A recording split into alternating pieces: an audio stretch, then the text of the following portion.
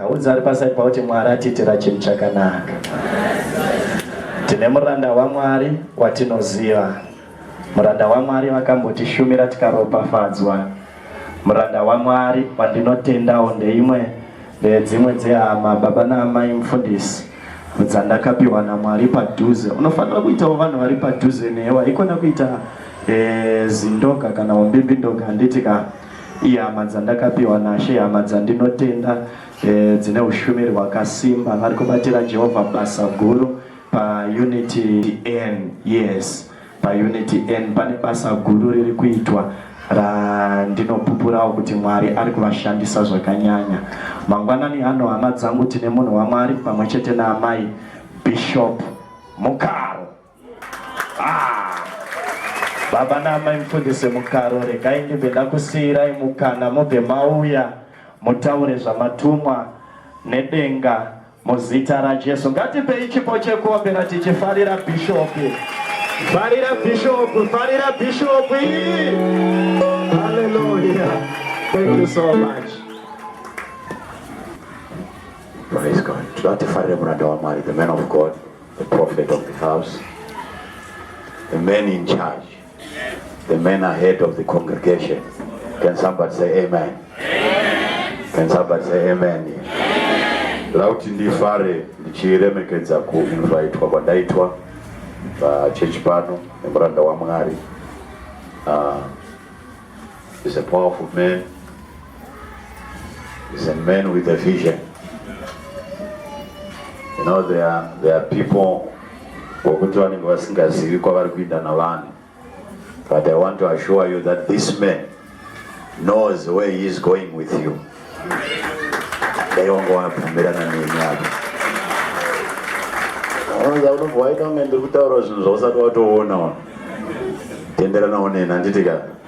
Muranda waMwari ari kubata basa rakakura panzvimbo pano. Toda kuti tifarire Pastor Linda pamwe chete naamai. I know vambogamuchirwa. Toda kuti tingovafarira. Vangani vanoda muranda waMwari pano? Vanoda prophet vangani panapa? Nganimbofarira Prophet Linda pamwe chete naamai. No, you can do even better than that. Much better than that. I need a better. Okay, let us give him a standing ovation. Gatsimuke tifarire muranda waMwari pamwe chete. Do you know kuti ukafarira akakudzwa naMwari kune zvazvinongoita? Jehoshaphat paakafarira akakudzwa naMwari, Ramoti Gilead rakadzoka maoko ake. Chingofarira muranda waMwari zvine zvazvinongoita kana ukafarira akakudzwa naMwari. Uye pane kuremekedzana panewo Mwari. Ngatite ruzha nemheremhere tifarire baba vedu naamai muzita raJesu. Hallelujah. Praise God. Thank you so much. Mwari kudenga ngakudzwe. Mangwanani anhasi ndine nyaya imwe chete yandafambira pano.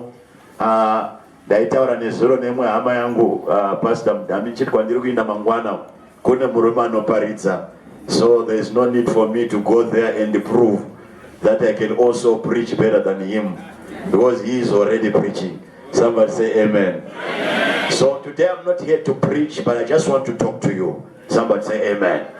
So not uvhure nzeve dzako, uvhure nzeve dzomweya.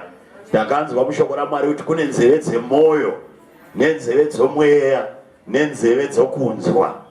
Hey, somebody say amen. Amen. So ndiudziro ari padhuze newe iti munhu waMwari unoda kutaura newe. Saka vhura zheve dzako dzomweya, munhu waMwari ataure newe. Ndichataura pamusoro wenyaya wandapa pano, because the main thing that I want to talk about is about tithing. Somebody say tithing. Tithing. Tithing. You can do better than that. Somebody say tithing. Quando taura mazuva eso kunoita noise, saka ndofarira zvenoise, ndajaira zvenoise. Ukandipa amen ne noise zvinoita kuti ndinzoti ndapa basa pangu pemazuva ese. Handitika udzari padhuze noitika noise kanodiwa ipapapo. So udzari padhuze noti we are talking about tithing today. Praise God. Nimboona vanotitha vanobvisa zvegumi muchechi muimba ya Mwari vari panapa. Those that are faithful, consistent, habitual in tithing. Can I see you by raising your hand? I'm just seeing a couple of hands. All right, it's okay. My main objective, I want you to understand the subject of tithing. So what I shall do today, I shall maybe define, explain in brief what is tithing, what it means when we are talking about tithing. Then secondly, the chakutaritza seven things that will happen when you tithe. So that's where the heartbeat of my message is. 7 things that happens every time that you tithe. 7 is noitika nguva imwe neimwe paunobhadhara chegumi. Remember, zvinhu zvekupa Mwari chegumi zvine zvinhu zvatinoita panyama, but zvine a spiritual significance. Tinobhadhara chegumi kuna administrator. Pane parinotara chiti ndicharopafadza minda yenyu ndozokomborera zvibereko zvemiviri yenyu ndokomborera zvipfuyo zvenyu. Now ndakaona chinhu chekuti when you pay your tithes unobhadhara chegumi uri kuchechi, but chegumi chinonoadresa muti une michero uri kumunda kwako. Amene kana pana anonzwa zvandiri kutaura panapa. Na unozvitsanangura sei kuti taenda netithe pana administrator, but mombe dziri kumusha dzobva dzatanga kuberekana. Zvinotudza kuti patinobhadhara tithe pane zvinhu zviri kuitika munyika yomweya. Ndipo amen yako. Ndati ndipo amen yako. Ndati ndipo amen yako. Pane zviri kuitika munyika yomweya panguva yaunobhadhara chegumi kuno kuchechi. Zvotiudza kuti patinobhadhara chegumi pane zvinhu zviri kuitika, uye patinoregedza pane zvinhu zvisiri kuitika. Somebody say amen. Somebody say amen. Hey, ndiri kuona munhu ari paside newane face iri kundityisidzira we. Iyeyo ari padhuze nawe uzondingasadaro zo. Taiona kudaro mushumiri. Praise God. Vana nekuti tithing rakabviswa paizwi rechiGreek rinoti dikate, zvichingoreva kuti a tenth kana kuti 10%. 10% of everything that you have, which means patinotaura nhau yezvegumi kuna Mwari, God is looking at a certain percentage yepfuma yatiri kuwana nemaropafadzo atiri kupuwa naMwari. God is expecting the church to be responsive kuti patinowana zvinhu neropafadzo inobva kuna Mwari, then we acknowledge kuti Mwari matikomborera, matiropafadza nekugona kubvisa chikamu che10% chichienda kuna Mwari. Amen. Udala zvinonzwika here vanava? Amen. Amen we. Amen. Chechi ya Mwari. Amen. Chechi ya Jesu. Now, vakari kuti tithe ndakamboticha vamwe nchiti matithe zvinogona kureva kuti first fruits, because the word tithing is used interchangeably with the word first fruits. But zvine zvazvinotoreva izvozvo, when we say tithing is a first fruit, zvinotiudza kuti in our priorities, Mwari paanotikomborera, Mwari paanotiropafadza, takamuchira ropafadzo yabva kuna Mwari, chinhu chekutanga chinofanira kunzi chabva paropafadzo yapiwa mutendi, yapiwa mwana waMwari, first fruit inonzi chegumi. Ndipo amen. Kurati chinhu chinonzi chegumi maiguru pamunowana mari paya, ndo chinhu chekutanga chinofanira kubva papfuma yenyu. Ndipo amen. Zesa yakamirira kamita katsuka kachirira so kuti ti Mwari anoti ndinoda kuti utange wandipa chegumi changu, because tithing is your first fruit. Somebody say amen. Now let me rush and go into the 7 things that happen every time when you tithe. Number 1, somebody is surprised with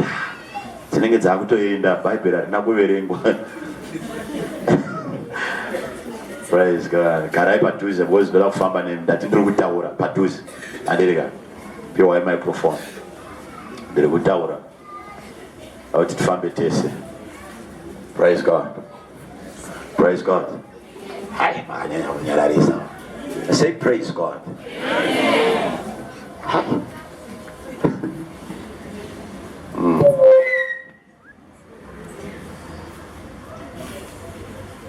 Number one, every time you tithe, you honor God. Pauno badara chegumi chako, you are honoring God.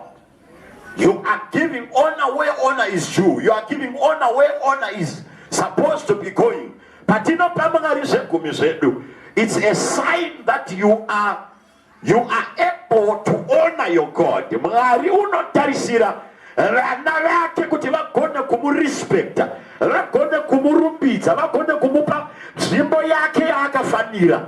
But how are we able to give respect to our God? We respect our God by paying our tithes. Somebody say amen. Somebody say amen. Somebody say a better amen. Somebody say a better amen. Now vanamai munotendera nendi kuti kana tiri kudzimba vanababa, they demand their respect in so many different ways. Umwe murume anotenda kuti ndinzi ndaremekedzwa, unofana kunditi dheti panapa. Umwe anotenda kuti unditi ndaremekedzwa, unofana kunditi museyamwa. Mumwe anotenda kuti ndinzi ndaremekedzwa, pamunondigezesa mvura maoko ndakuda kudya, ndinoda kupfugamirwa. But you know kuti nekuchechi vanhu vakawanda vane approach yavanoshandisa kuremekedza Mwari. Vamwe vakatenda kuti zvinodiwa namuseyamwa, ndaunza uda kuparidza panapa manje. Zvinodiwa namuseyamwa naMwari ndo respect yaanotenda kuti kana ndikadai Mwari wangu watenda kuti mwana wa respecta. But kunonzi kurespecta nekupa ona kuna Mwari hazvisi mukutyora mizura, hazvisi mukuumburuka, hazvisi mukuti manaka Jesu muri mutsvene Jesu. No. Our honor to God is proved by paying our tithes to God. Hey. Veteko vasikutenderana nerivarava. Because veteko vanenge vachiti tikaisa machira, we have given honor to God. We are present oshimani vatikachemedza vanhu vakapinda mweya, like my brother is a beautiful singer. Tikaimba vanhu vakapinda mumweya, we have honored God. And it's good zvese izvi zvakaipa. Panoti tinobata pane moyo waMwari. Unoza kudenga kune murume anonzi Yahweh. He is the master, the owner, the maker of heaven and earth. For him to appreciate kuti una vanhu panyika vanomu-respect, vanomupa rukudzo. Mwari haazvioni nendimi dzatinotaura, Mwari haazvioni nekastepi katinorova tichienda kuchechi, Mwari haazvioni nesuti yavakarova baba mukuru. But he sees our honor and respect when we give our tithes.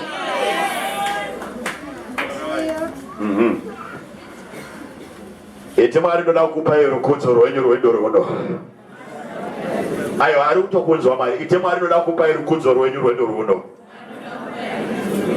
Ndoda kukupa chegumi chenyu mufare. Praise God, hallelujah. Tiverengere Proverbs chapter 3 verse 9 to 10. Verse 9. Honor the Lord by making him an offering from the best of all that your land produces. That's another version. Honor the Lord with the best, which means for God to recognize that he is being honored at Adonai, he is looking for people who are able and ready to give him the best of what they get. Amen. Somebody say amen. Amen. It's okay, mama. It's okay. I tried the Bible. It was my game. Somebody say amen. Amen. Somebody say amen. Amen. Somebody say amen. Amen. Somebody say amen. So what I'm going to do now, I'll be giving you scriptures as we go.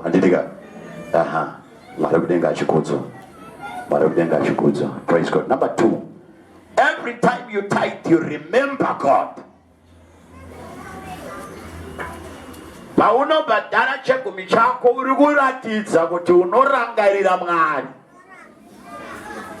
Amen. Yeah. Somebody say amen. Pane scripture yandinoda inowanika kuna Isaiah chapter 51 verse number 1. Inoti iyo tererai imbi munotsvaka kururama nembi munotya Jehovha. Rangarira padombo pawakacherwa, rangarira pagomba pawakatemwa. Inoti pagomba pawakacherwa nepadombo pawakatemwa, which means Isaiah is a prophet.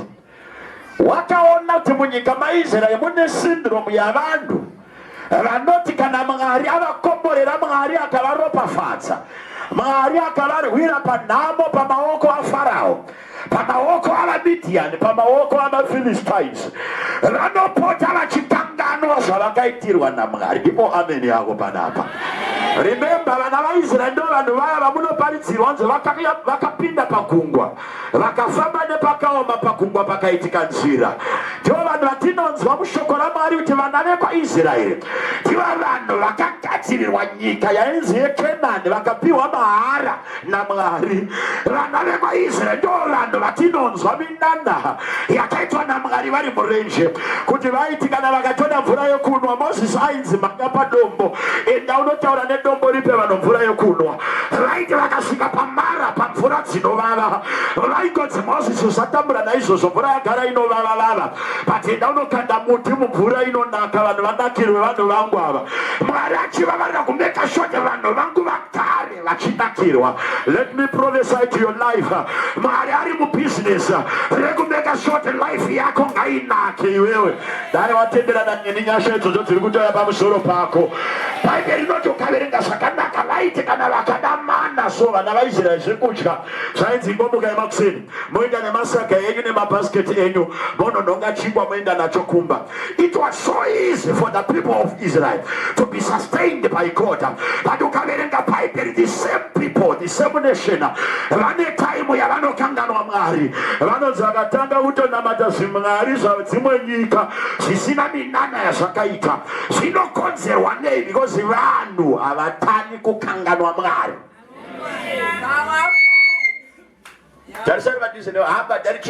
Do you know? Let me show you this thing. I'm telling you, ngomvunza nyangu akasapindura unongoona nefesi kuti andambata. Somebody say amen. Rekambo kuradza chimwe chinhu. Do you know kuti vamwe vanhu vari panapa vari kundinzwa ndichitaura makusenani, vamwe vedu makakurira kumusha kwekuti waiti kana uchigeza musi unenge waita breakthrough unenge wageza nechimwe chisipo so chainzi ruredzo. Pana anochiziva? There was no geisha for you, there was no jet, there was no Nivea platform for you. There was nothing like that. Ndiwe munhu waiti kana uchienda kuchikoro iwewe unoenda kuchikoro netsoka uchifamba 13.7 kilometers. Ndinorangarira mumwe kwandakamboparidza ndichangotanga kwamufundiswa ndaiburuka bhazi ndichifamba for 13.5 kilometers kuti ndosvika pamba pandaigara. Tina vanhu vari panapa vekuti kwavakakurira vaitoti kana zvinhu zvafamba mumba kuti munzi makachena vanenge vagadzira floor nentole yemombe. Vataraone pawasvitswa naJehovha Mwari anoparidzwa naPastor Linda. Wasvitswa pakanaka iwewe. Hauchazivi kuti zvindove zvinoshanda. Hauchazivi kuti zveruredzo zvaiitika. Because Mwari ane paakakubvisa akakutseta muno muzengeza iwewe. Nhasi watomuzengeza iwewe. Zadaro mandika ameni rinani mandiwe. Iwewe nhasi ndo akatopfeka uniform yepraise and worship. Iwewe kwawakakurira iwewe waiti kana wapfeka hembe unoiwacha woimirira kuti iome wokuipfeka futi. But taraone nhasi wardrobe yako uri kutondonoka kuchechi uchivhura so kuti this one no, let me try this one today. I want something blue. Iwewe tiwavane iwe kune kwakabviswa naMwari bani wewe.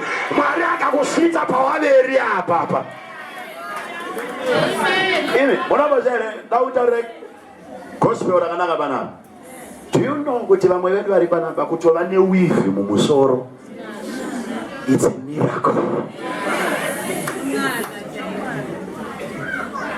iwewe kuti vane chanel yekutochinja unga chanel mumba iwe ritiya iwe waiswera kumombe nasi ndori kutoti no this kind of song I no longer need them, I need later now. Iwewe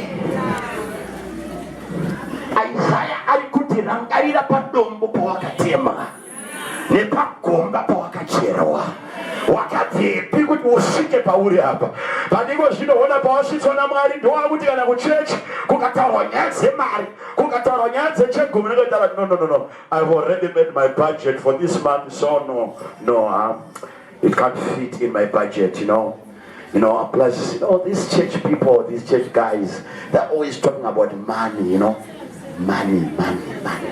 Iwe nasi ndowakutotaura uchitofinyama miromo yako iwe maiti musi Christmas kana muri pa Christmas so munenge makaunganira basket rechingwa muri 19 chingwa chine shuga chine chemo resani chemo bana nonzaira zvandiri kutaura panapa paki vanhu vanetsika yokuti kana Mwari akarasumudza vanokanganwa kwavakapiswa naMwari. Shama, do you know kuti kupa Mwari chegumi, it's a sign that you remember your God. Uri kurangarira Mwari paakakubvisa. Amen rinani mani. Dadi nibe amen rinani. Uri kurangarira Mwari paakakubvisa. Wakabviswa eno. Ende unobvisika. Ende kana ukamteerera Mwari achakubvisa futi ipapo. Because pauri panopika kune imwe level yausati wasvika. Ndipewo amen gani. Shamari patinopa Mwari chegumi, we are saying God, we acknowledge and we remember you for what you have done to us. Taiva mamataka but makatipisa mamataka. Taiva marombe but makatipisa marombe. Taiva vanhu vaisekwa muma villages but handiko kwaticheri makatipisa Mwari. Now when we give our tithe, we are saying, God, we thank you. We remember what you have done to our lives. Somebody say amen. Somebody say amen. Somebody say amen. Do you know Bible inoti kwanzi benzi rakati mumoyo maro Mwari hakuna. Kuna vanhu vanoti pandiri apa ndiri pano nekuti ndinoshanda. Unoti wakagaramba makosho nemurume wako pamwana ndinoshanda. Maboda takrosa.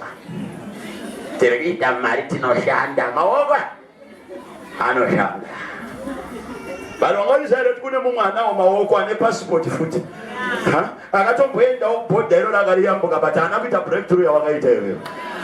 Zvakakodzero kana zviri munozvitsanangura sei kana zvichiti zviri mumaoko kosei maoko evamwe asingazvigoni zvichigogonekwa namaoko ako zvinokuudza kuti there is an invisible hand that is controlling and guiding the events of your breakthrough and your success. So we need to pay time to say, God, we remember what you are doing to our lives.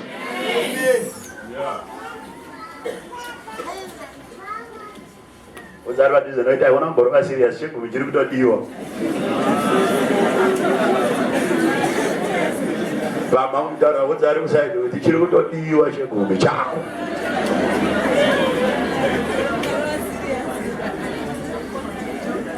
Hallelujah. Hallelujah. That hallelujah. That hallelujah church. That hallelujah church. Do you know it's a disease inotobata vanhu kuti Mwari apedza kuvakomborera. Just imagine vana vaIsraeri vachipedza kuona shura risina kumboitika kuti gungwa ratsemuka so.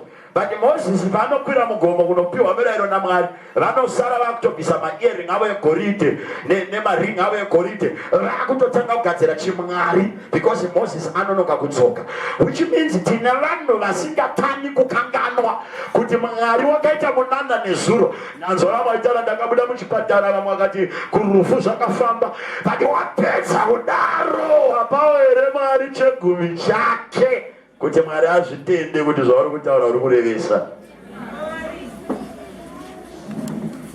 You know, madzimai atinawo atakaroora indine wanted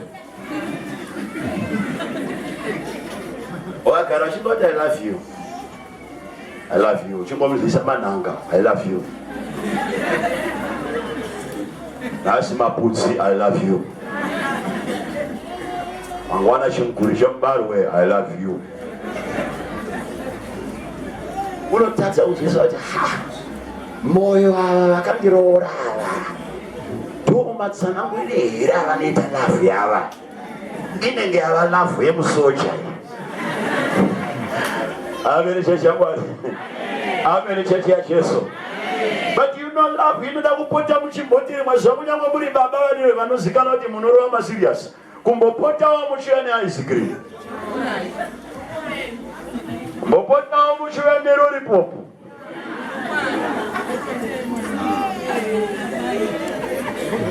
ipapo kunyange ukasataura kuti I love you but zvadudzirwa neice cream yawauya nayo.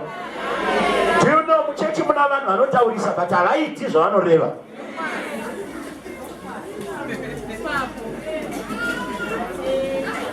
Chechi yazara vanhu vanoziva language yemuchechi, vanhu vanoziva kuti kana ndapandasvika pano paakuda chagoni man. Man of God, how are you? Should he say Baba? No. God is God. Tuona ubata kwa Mwari,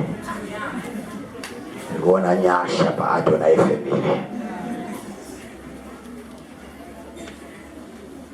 But waona nyasha uri kuyeuka ere Mwari akupa nyasha dzawaona.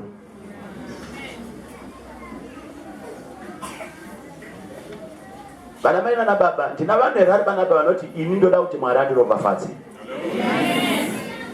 Alright. Ko vanoti zvemashua ini ndoda kuti Mwari andikomborere. Okay. Ko vanoti zvemashua I want God to change my life.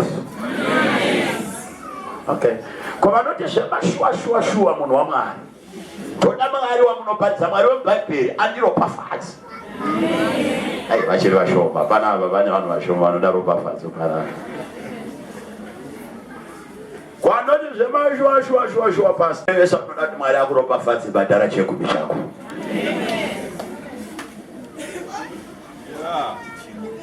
Do you know there is no other way that God is going to prove that is a God who releases blessings unless his people are going to obey the commandments that are in the covenant?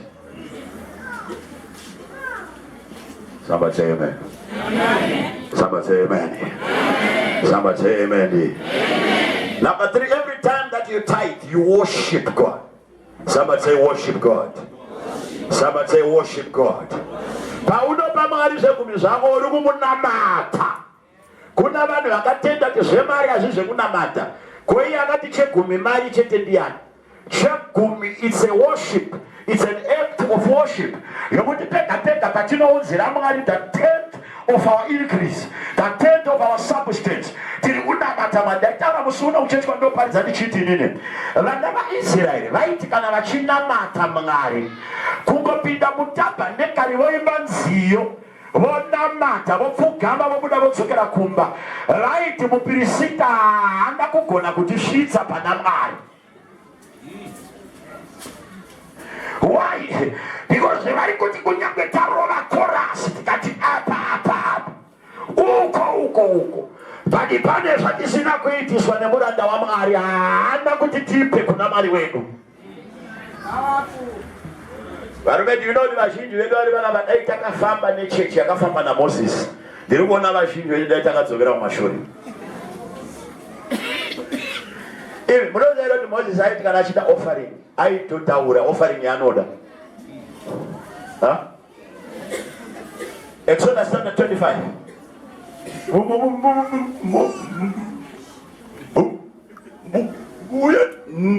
Negoridhe. I don't know, but zvanzi nemuranda waMwari mangwana munhu wese uye negoridhe. Iva vosa mukatapedza uye nesirivha. Zvanzi nemuranda waMwari mangwana uya ine sirivha.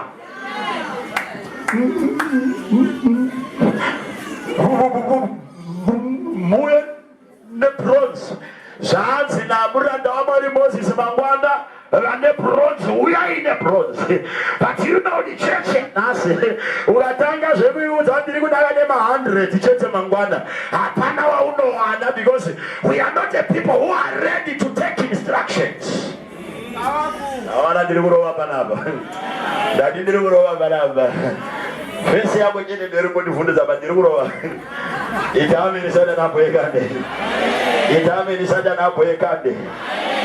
Ime munosiya kuti Moses waiudza vanhu kuti kana uine mukadzi wako akanaka uchitya kuti umwe munhu anozochiva nekupfimba mukadzi wako, uya neoffering inonzi jealous offering. Esi auerengi bhuku iyo unongozanya dzakaparidza chete. Pana anonza zvandiri kutaura here. Do you know Moses kuna offering yaitwa muchechi yainzi yema-firstborn? How many know are aware of that? Kuna offering yaitorwa yainzi yematangwe. Wozi Mwari wakarwira matangwe pa maoko aFarao. Kuna offering yaibviswa yematangwe. Zvainzi unogona kutopa mwana wacho, sorry mwana wacho ari kuchema. Unogona kutopa mwana wacho se-offering womusiya muchechi yakaitwa naHana ya. That's why you know that Hannah make a vow unto my firstborn. My firstborn. My what? My firstborn I will give to you. I use nyaya ngotanga pana Hannah zvaitova muhuno mumamenas and customs nyika yakwa Israel. Saka vaiti kana firstborn yacho uchida hako kudzokera nayo, it's not a problem. But what we do, we take an offering that is equivalent to the weight of your son. So vaitora mwana so vomuendesa paskero. Chimwana chacho chiri kuchema. Akudawo mwana anoshandika naye. Katishande na pastor. Chienda chamwari unozodonha pachair. Pastor Linda wewe. Pastor wakuramba wamuda. It's okay, ne? It's fine, ne? God will bless you, ne? Now, vaicheta mwana paskero. No firstborn, tikuda offering yechi firstborn.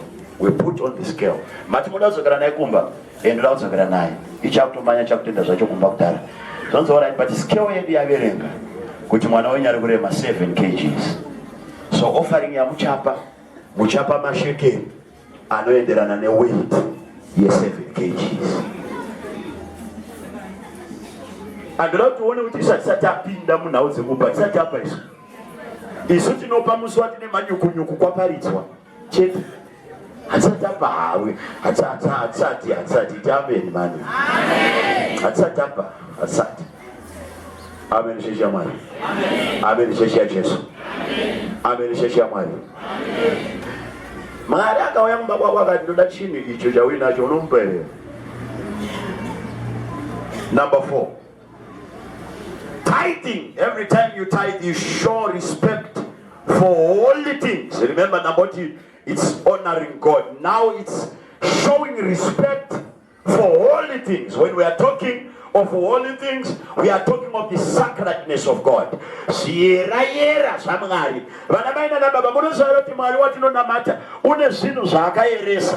Number 1, PA system yatiri kushandisa yakayereswa zvinorovesa hana kuzoiona mangwana mande yakuridza madhindindi mangwana problem ese disappear yakuridza yapagigi papower iyo yabhenge yanga iri muchechi nhasi because zvakayereswa naMwari izvi. Ewandipowa ameni panapa. Ewandipowa ameni panapa. Kana kuti towana munhu wepraise and worship ane zvivindi kuti uniform yechechi anoenda nayo kukirawa kumasowe. Azuziva kuti nenhumbi yakapfeka yokurumbidza Mwari yakayereswa.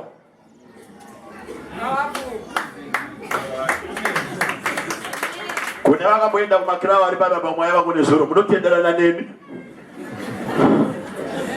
kuti kunotori nenzvimbo dzinonzi apa hapatsikwi, panotsikwa naprofita Sandros chete. Apa hapatsikwi, hari haibato haigumwi. Why vachidaro vakadziyeresa? Now do you know kuti kuno kwa Jehovah pane nyaya dzake dzayakayeresa mukunamata Mwari. Ende chimwe chezvinhu chakayereswa naMwari chinhu chinonzi tithe. Now I want you to see that pauri kudya tithe pauri kudya chiyera chaMwari. Yakasati amen. Amen. Uri kudya zvakayereswa naYahweh.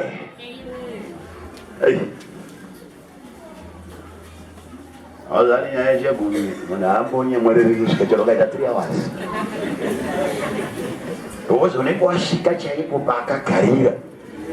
Unozva anenge Benhadad akagara pamagedhi. Kana tasvika kuti ada kubvisa munhu akagara pamagedhi angambonyemwereri.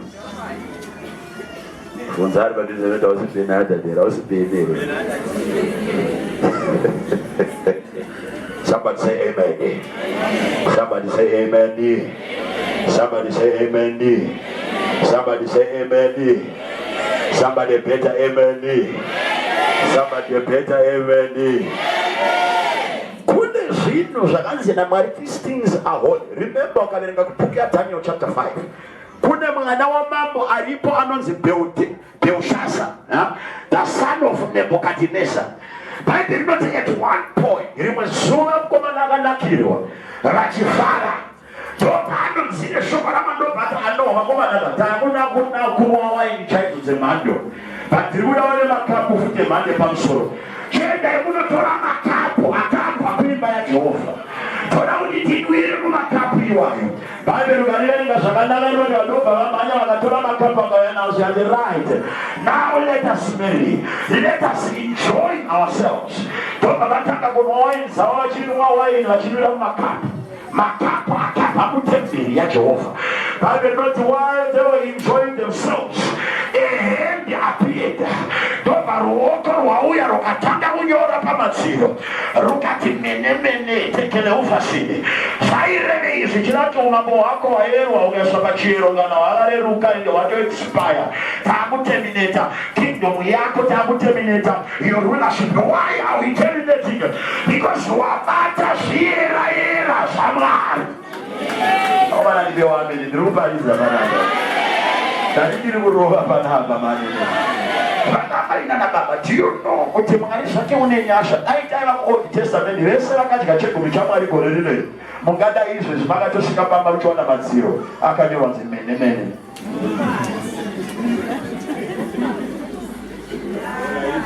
Ungada wakatosvika kubasa kwako uchiona pakatonyorwa nzi mene. Ungada wakatosvika uchiona marriage yako yatonyorwa kunzi mene. Why? Because you are tampering with the holy things of God. You are tampering nezvinhu zvakanzi naMwari. Izvi zvinhu zvinoyera.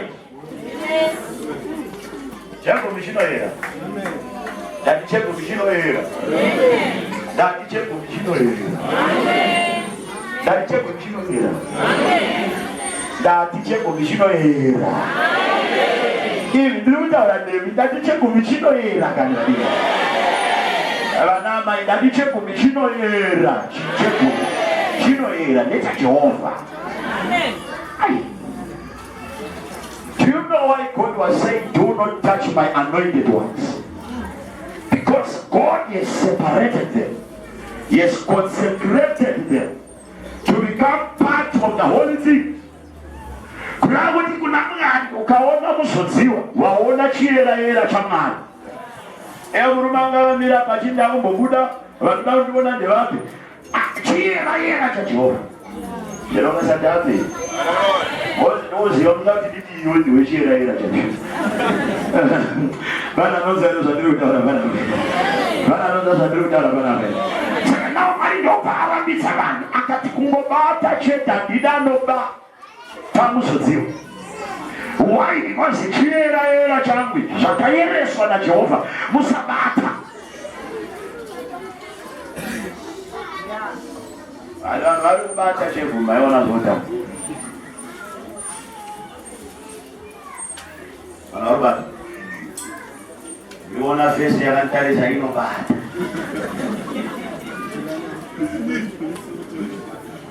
Iyo fesi inobata chegumi zvakayera zvaJehovha. I'm so not enjoying no matter. Sono giocare sei un gesto ma usa mata Chegumi. Amen. It's amen. It's amen. Usa mata Chegumi.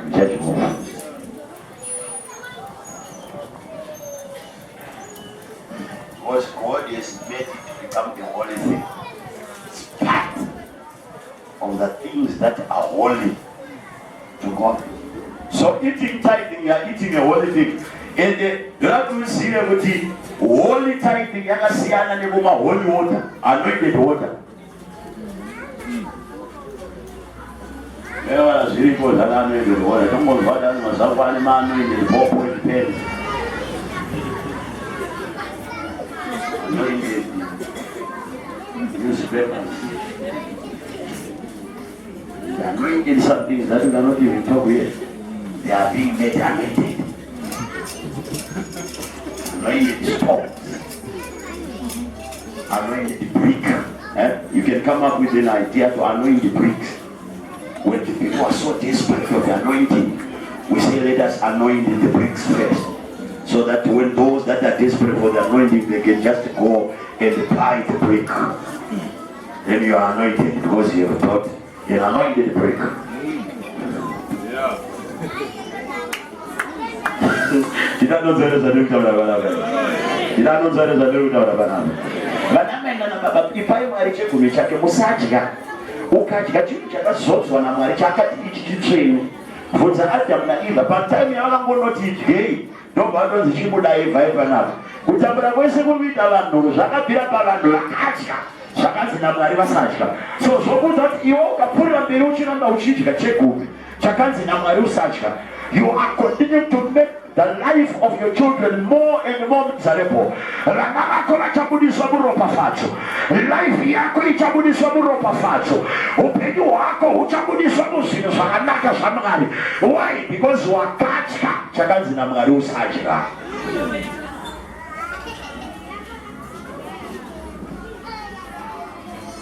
And never mind,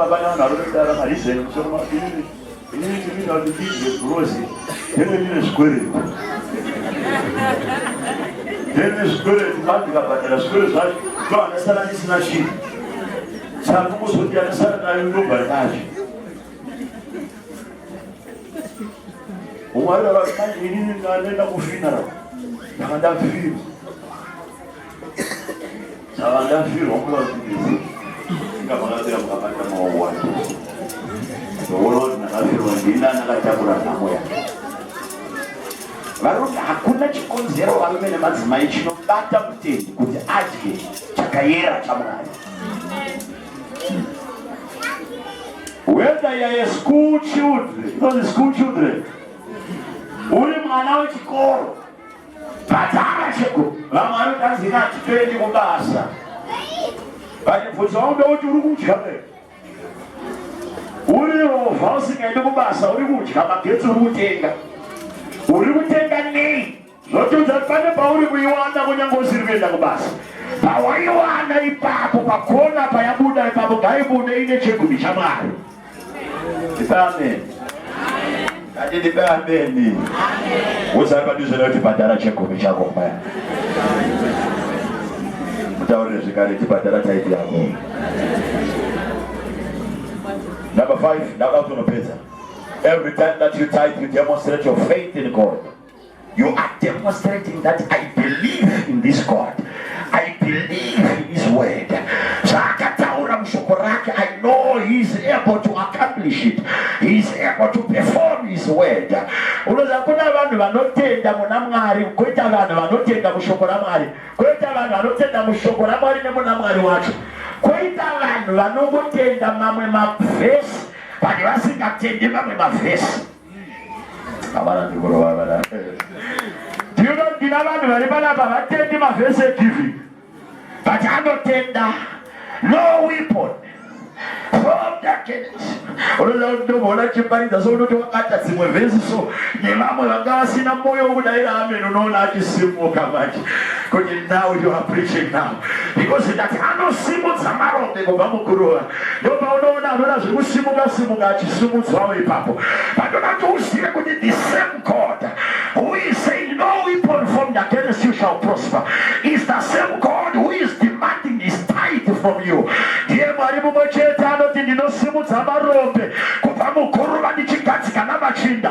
But usatanga vati ndiye Mwari mumwe chete ari kuti vakomana ndoda zvegumi zvangu kuti ndikosarura mawindo edenga, ndikosarura matozi edenga, kuti ndikodurura mikomborero yamuchashayiwa pekuisa. He is the same God. Amen. Se uchikoda Mwari anotsemura kugwa. Se uchikoda Mwari anoti dai kuwana vanhu vafara munopiwa goridhe. But uchizovenga Mwari anoti goridhe riya chiuya inaro.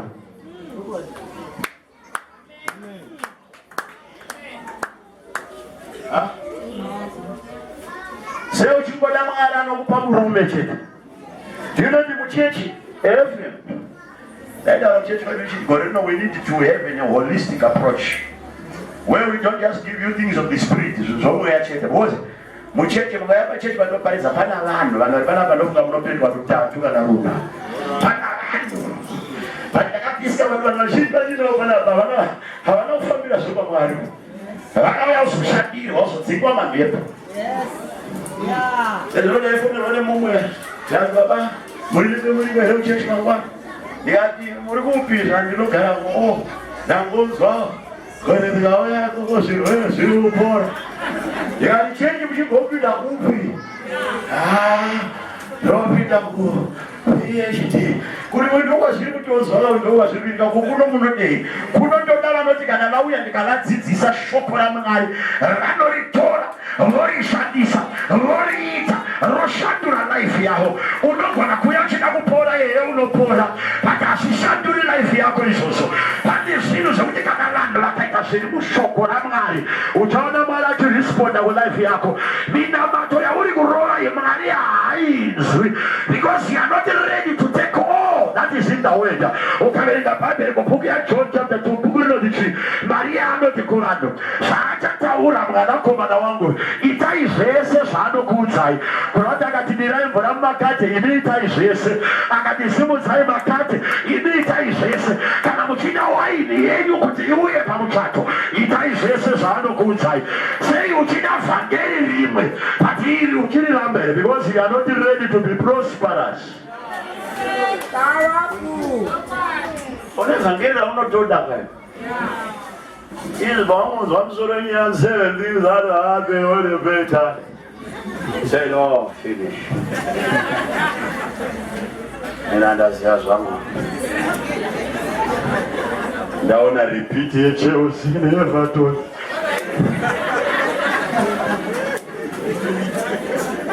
Because painotuzwa nyaya yausingadi kunzwa. But mubvunzo ndoti nyaya chiri kubva paiko dai varume. Iri kubva muizwi raJehovha Mwari waunonamata iwewe. Shamwari ukava mutendi ari ready to take all that God is saying to you. You shall see your life being elevated. Ndopaunonzwa Paulo manje akuti we move now komanda from glory to glory.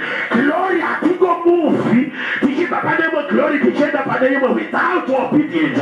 When we are ready to obey God, then we shall see God elevating us. Varume nevadzimai kune vanoteerera Mwari ndakudzwa kuda kungodeclare pamusoro pako.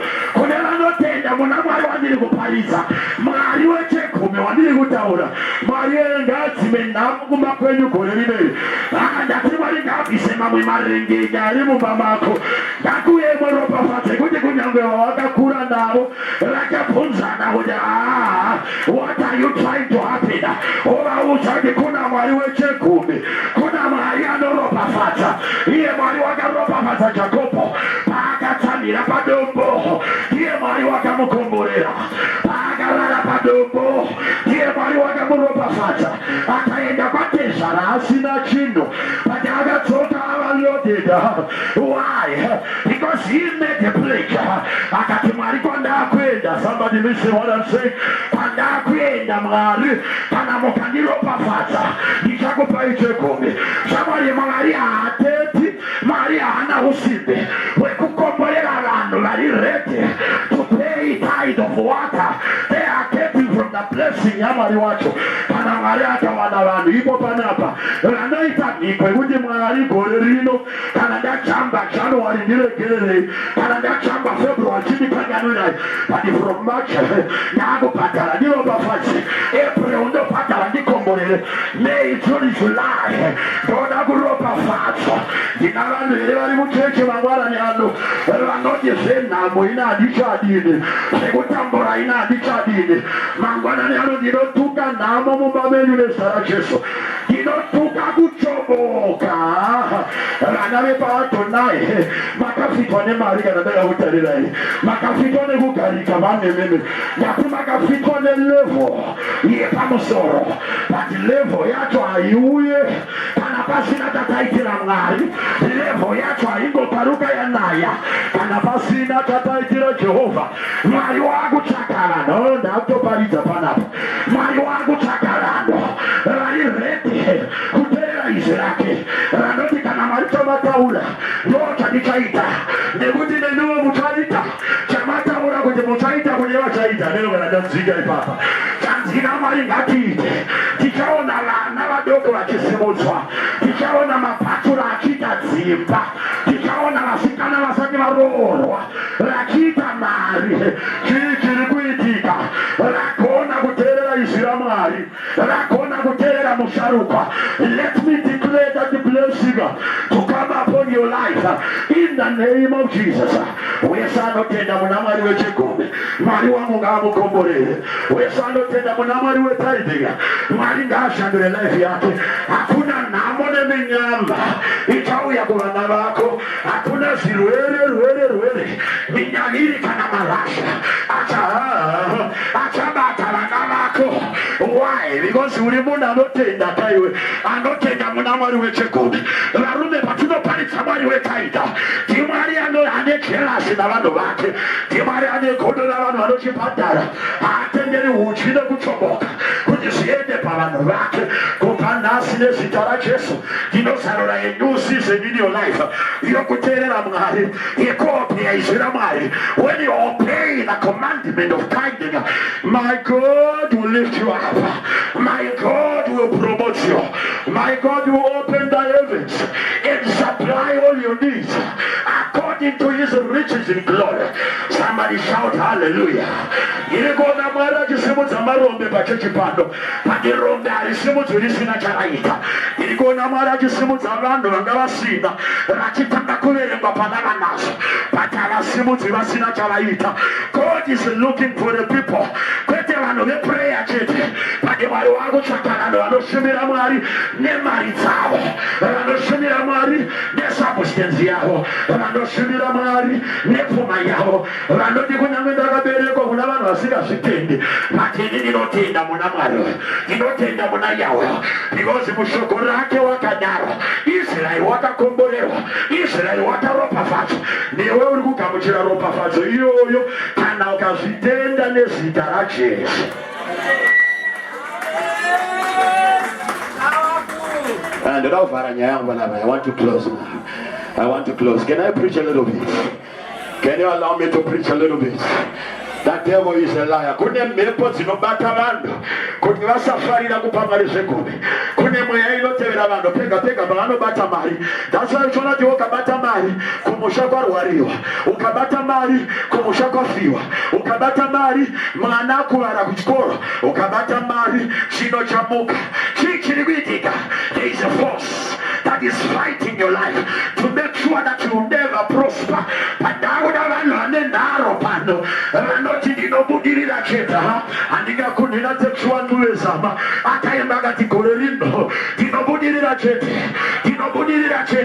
pane pandinoda manje paanozoramba akungoti chete. Sakuda vanhu vane nharo. Amai mukaramba makapfeka fese kudzikamadzikama muchida handizvinzwisi zvechegumini ndakatendera nezvirani zvechegumi handisati ndazvinzwa. Munofa musina mari, munofa muri varombe, munofa musina chido. I want to challenge you this morning. This is your time, your season to be showcased. Yakwana nguva yekuti mwanasikana musikana ngauye nemota kuchechi yako ana nguva yekuti brother vakaimba musati maroora yako ana nguva yekuti chembere dzanga dzisisina tariro yekudhiraivha dzichitanga kufamba nemota. Tina Mwari anozvigona izve. Bvunza musikana uya anokudza Maria kuti with God all things are possible. Kandi varume kuti zvigoneke zvakuda vanhu vanoteerera izvi raMwari, zvakuda vanhu vari redi vanoti ini nevana vangu tichanamata, ini nechegumi changu tichaparidza Mwari mupenyu.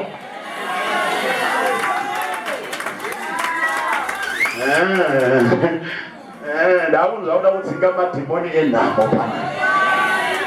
Vanhu unoziva kuti ukadzinga dhimoni iri kana iwe rikaenda ukasasara ukabhadhara chegumi rinodzoka. You know vachechi vandoparidzaini ndinokupai one testimony. Tina amai vandakasvika varipo. Ndamutombo chida kuuya navo but nhasi vanga vachitasvika kuchechi kumurume wavo vari kuburuka ndege. Ndakasvika mai ava vachitambura vanga vasina chinhu. Paiti pachechi vakagadzira magroup sekunzi tocontribute mari in groups. Zita ravo raisiyiwa because havana chinhu chavaita. Ndopa rimwe zuva ndakashanya kumba kwavo. Ndikati amai munobhadhara chegumi, zvikati munhu wamari mamirira zvakaita chinobva pati. Ndikati nono hamusi kudya here papa. Zvikati tiri kudya. Ndikati muri kudya zvemari izvi, ndikati muri kudya zvedhora every day. Ndikati kumbira kuti padhora iroro this week chete. I just want you to taste my God. Because tithing is not about the amount of money that you pay. Don't despise the small hand is on the evening. But out of Munyole where they sit every day. Here check on the chair hand is and when is going out his size. They are saying no. Mutini would have said now where am I? And what has the pastor Nama need they are now. Munoten there is no good inside with the desert party. Scotty Baba don't tell that is no shanda. And now if you believe but I think the rand the revenue Sondorino that was 2014 in January. Rand the revenue in this side. No I faith for on the rand. Monday and Tuesday and the Sunday. Rakibata tight every day. Here one rand. A miracle came on Sunday. I started out of a church. Don't follow the one Mari. Mari one on the cities. Davana when you go panas. Don't banato see on Kunavandra. Sit down here and sons go as you. Unless they see a miracle. But how can we see the miracles when we do not believe in the teachings of the men of God? A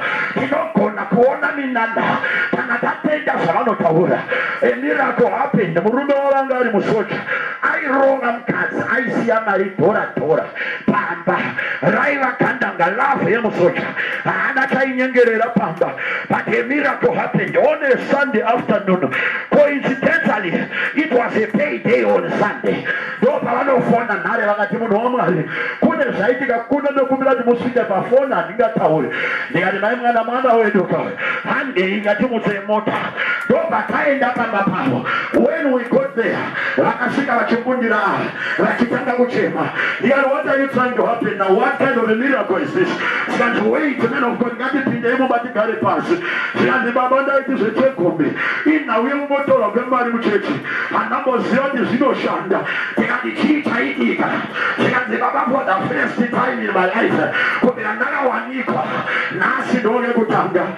Could be one pay the Murumano Roland Cats. They are the my what are you saying? Later, Maruatino Parisa. Rarume Panaguno Pesa, Mariso Hando. Dinalan, Adoratica Sosanga, and Aurimu Suapa Airport. Ratimono Amari Makaita, because if Amaga Taura Venezuela, Panesagaiti Gamaliango, Panesagata Ushanduganate, but out in the Sotico Sane Pandeka, Kishenda China, the Mesona Morosane Pandeka by airport, Kishenda Pachopica, Tanapatanza dia, Sino say, Tanalano Latte Amari. Church, I challenge you today. Whose reports are you going to believe? Mashoko Ana Ditatenda, Fernando Anotenda Mashoko Alaka Parizio, Tanaka Patara Chegumi, Umakatari, Wesuno Amachusa to appear, Uchana Marisa Tanga Prita. It may be small, but God will be doing something. Or that it may be small, so can't but let me tell you something. It's a sign that my God is now moving. Great rains are about to come. inonaya sei kana vanhu vateerera Mwari wavo.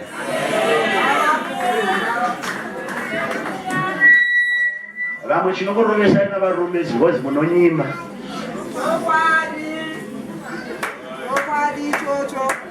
There's no one in the prayer request, Pastor. I don't see eye to eye with my mother-in-law. Why? Because no nyima. Kono chita zvingi zvokunyima Mwari ndiani wauchapa.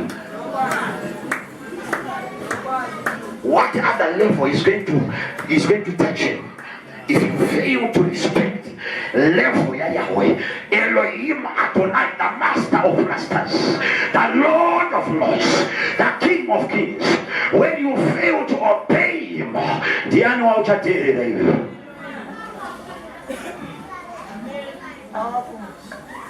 Awakatenza Shalonga chinja style munhu waMwari kana ari Chegumi ati daire.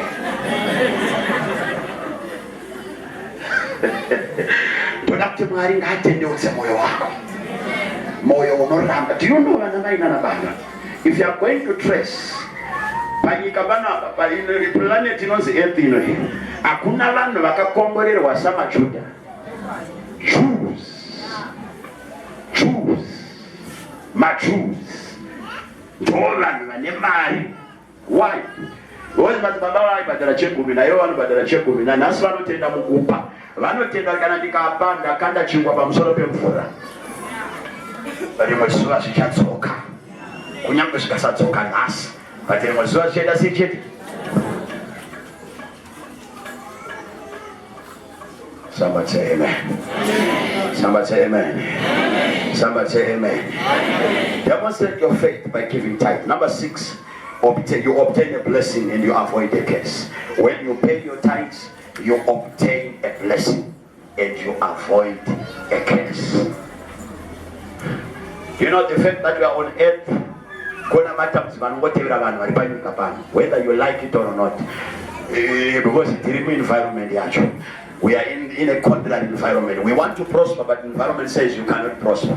We want to attain victories, breakthroughs, successes, but the environment is contrary. It works against you. That's why when you want to fly, the force of gravity will say, no, you are going nowhere, come back here. Don't environment here. But when we give our tithe to the Lord, we are obtaining a blessing. What is a blessing? A blessing is an advantage which makes us to be able to do what others are failing to do. It's a blessing which makes me to be prosperous when others who are in the same field with me are failing to be prosperous. That's a blessing. Iropafatso kuti vana venyu vese vari paseke iyoyo yavanodzidza, but wako yavanobuda ari panumber 1. Why wako? It's a blessing. It's a blessing kuti kunyange murume wako asinganamati but hakurovi iwewe, sei asingakurovi nezvibhakera. It's a blessing. Iropafatso kuti kunyange vakagara mumba unowana chekudya panguva yaunochida, vamwe vari kuchishaya, why iwe uchichiwana? It's a blessing. But there are far much more blessings that will come to the people that are faithful in tithing. Kana ukatanga kutendeka pachegumi chako, kune ropafatso yakakura ichaitwa naMwari pamusoro pavo. Ndo Malakai paanoti ndicharambidza utyi kuti usadya zvinhu zvako. Yava ropafatso yamhando yepamusoro, kuda kuti chingwa nyangwe chikavamo mapeta akatopinda, haatenderwi nechegumi changu kunoisa mhino yayo pachingwa chako, because une ropafatso yauinayo. I declare that blessing upon your life in the name of Jesus. I remove and fight every curse that is fighting against your family in the name of Jesus. Minyama yese inotumwa kuti uye kuupenyu hwako nekuda kwechegumi chaunopa Mwari, rega ndine pakatapwa panaona ari kutenderana nenapa. Ndati minyama yese inotumwa kwauri nekuda kwechegumi chaunobhadhara, minyama iyoyo ndinoimisa. That's why zvireva noti kwanzi ngaive seshiri inobhururuka but ichishaiwa paingamara. Why inoshaya soipe mumara? Because haigoni unomara pane akaropafadzwa. Kana panga pane kutukwa kwanga kuri pamusoro pako, ndakushandura zvituko izvozvo ngaive ropafadzo kwauri nezita raJesu. Let me go to the last thing, then we pray. When you tithe, you are appreciating full-time ministry. It's a sign that you appreciate the presence of your pastor in the house.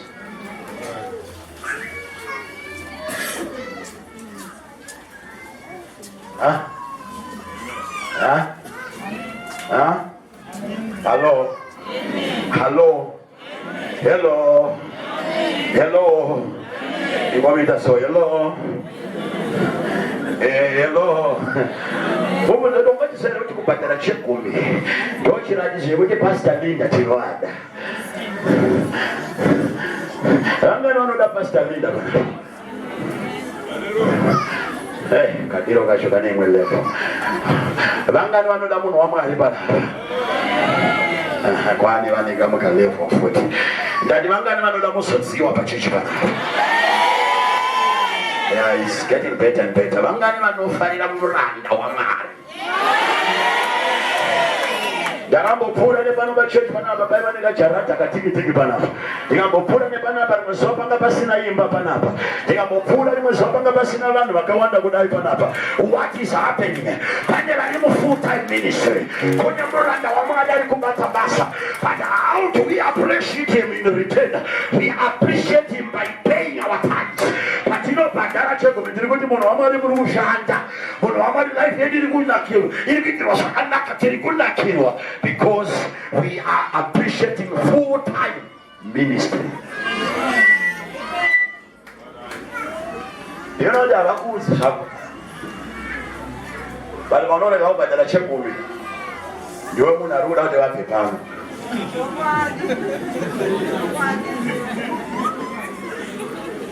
What if you tell about this and how you know that to have here? I think the answer. It's not out right there. What's talking about Cape Town? What's talking about Cape Town? What's talking about Cape Town? What's talking about Peru? Oh no, I did. That you know that that's not sure. Peter was one and a chest of Peter, who don't need that. Zandoda is going that do not need that. Zandoda, that do not need that. Nobody is going to cannot cheat that feed my flock. You cannot cheat them so see what I'm feed the men of God. Rona Gamiligash.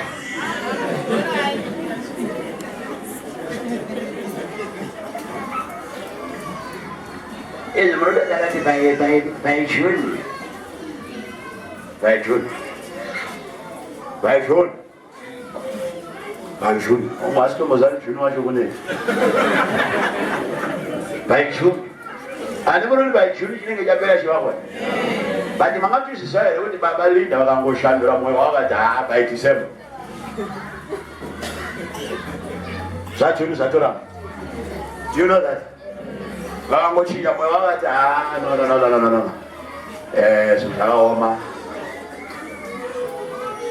September 2018.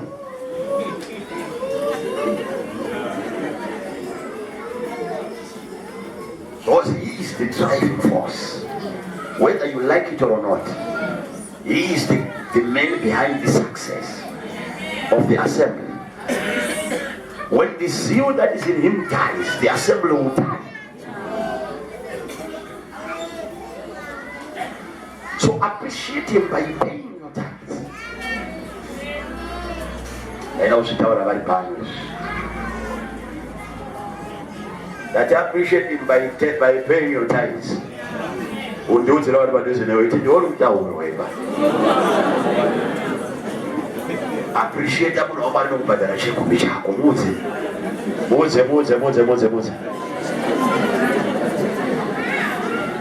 Corona Mumagayara. I hope I don't have to break out the place. That's only in church when you say hallelujah, somebody say amen. No. Then you say I'm getting a powerful amen, but they're saying amen. They go. Somebody say amen. Somebody say amen. Not amen or amen. Amen. Amen. Amen. I'm saying, Pastor, I've understood something about this subject. And this month, starting this month, I'm making a vow before the Lord. You know, Gabriel Bible, Genesis chapter 40. Jacob, for him to get blessed, he made a vow before God and say, Lord, where and when If you are going to keep me safe, you take me there, you give me food, you give me clothes, you make me prosperous, I will pay my 10% to you. Then when God blessed him, you know, if I had time, I was going to show you how Jacob preached the agreement that he made to God. Because Jacob, 12, and according to the Jewish order, Joseph was the 10th son. Not according to the natural order, but according to the Jewish order, he was the 10th son. 10. But he Jacob Joseph zipache akanaka. Kurati ari kuramba nechegumbi chaifanira kupa Mwari isede kuchipa Mwari akutochisonera pachi. Ndopa yapa unenge uchinyatsokuisa muwallet uchinyatsokuvala zimbi kuti shwe.